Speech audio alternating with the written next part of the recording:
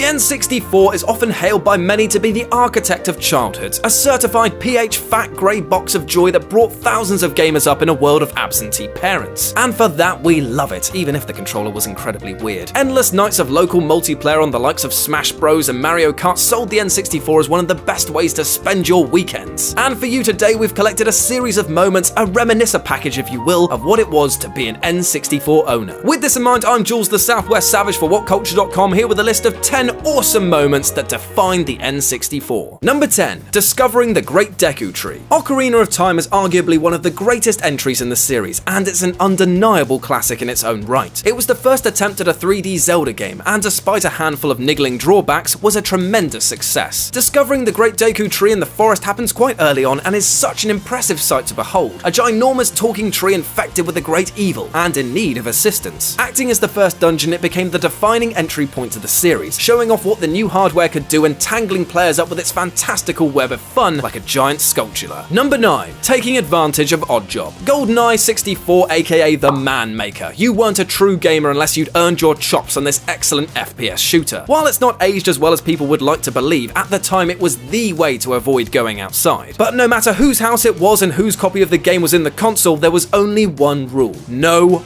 Oddjob. We all did it though, playing as the shortest character in the game, meaning that bullets would just sail over your head while you maniacally mowed down your so-called friends. Number 8. Taking down an AT-AT. The opening sequence of this otherwise generic corridor shooter overshadowed everything else in the game, arresting critical attention almost completely. For the first time, players were able to pilot themselves around an open environment, dogfighting with enemy pilots, incapacitating all-terrain armored transports, and generally having the time of their lives. In fact, this one segment was probably replayed countless times as you showed friends again and again how fun this section could be. Some may argue that it's been eclipsed by the Rogue Squadron series, but nothing can replace the original sensation of flying around like Luke Skywalker himself. Number 7. Bowser's Castle in Mario Kart 64. Bowser's Castle is one of the many standout stages from Mario Kart 64, but ranks among one of the best in the series. Visually, it's the most interesting, and the music is beyond phenomenal. It's also designed perfectly, being challenging without resorting to underhanded hazard placements or irregular corner turns. The thwomps, though frequent, are easily avoided, designed to keep the player focused on their speed as they travel through this section rather than interrupting the pacing of the race and infuriating the racers. In short, it's the complete package and would always be the go-to stage to settle arguments between my friends and I. Number 6. Sneak and Snore. I know it seems weird to pick just one minigame from Mario Party 2, but this one just delivers all the goods in this friendship ruiner of a title. The objective was to sneak across the screen, press a button, and retreat to safety without getting caught by the sleeping chain chomp. Simple enough, but the slumbering tyrant would occasionally awaken, and if it saw movement, would pounce on unsuspecting players. By the end, desperation would set in, forcing players to sprint for the exit before their opponents can make their escape,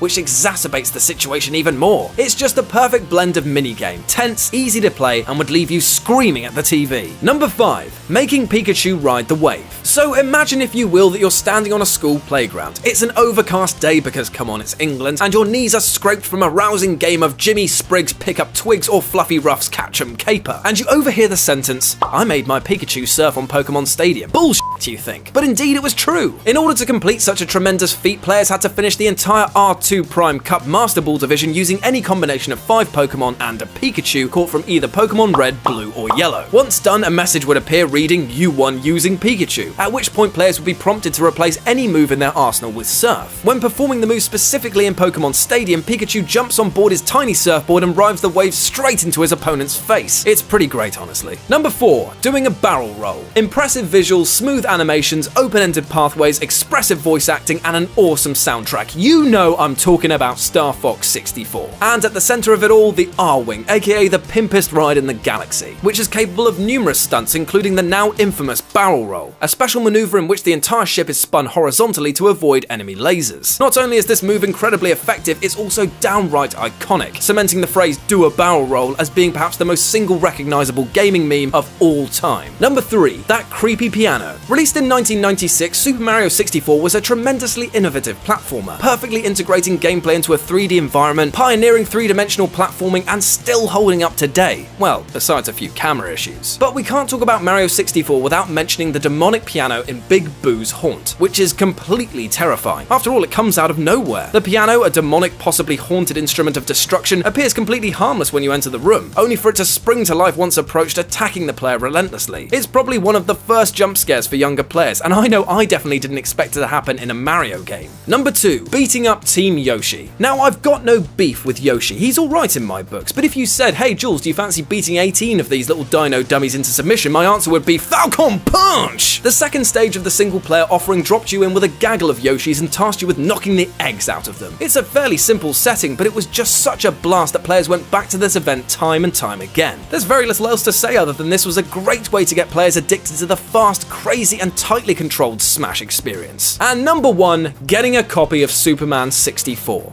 Apologies for bringing up what many consider to be the kryptonite of gaming itself, but we have to face facts. If you were an N64 owner, there's a good chance at some point you owned this game, be it through a relative-related Christmas present or out of sheer willingness to kill your soul. Either way, this game, despite handling about as well as a skip on ice, was still the 3rd best-selling game of the N64 for its year of release. It utterly boggles the mind how such a game got into the hands of so many. But now in retrospect, we have to laugh at the situation we all faced at one time in our lives, as this really is the defining moment of being an N64 owner, so why not embrace it? And that's our list. Got any more awesome N64 moments worth bringing over to our house for gaming night? Well, let us know about them in the comments section below. And if you want to see the human embodiment of Superman 64, then come chat to me on Twitter at RetroJ with a 0. If you enjoyed the video, then like, share and subscribe for more. As always, I've been Jules for WhatCulture.com, and I'll speak to you soon.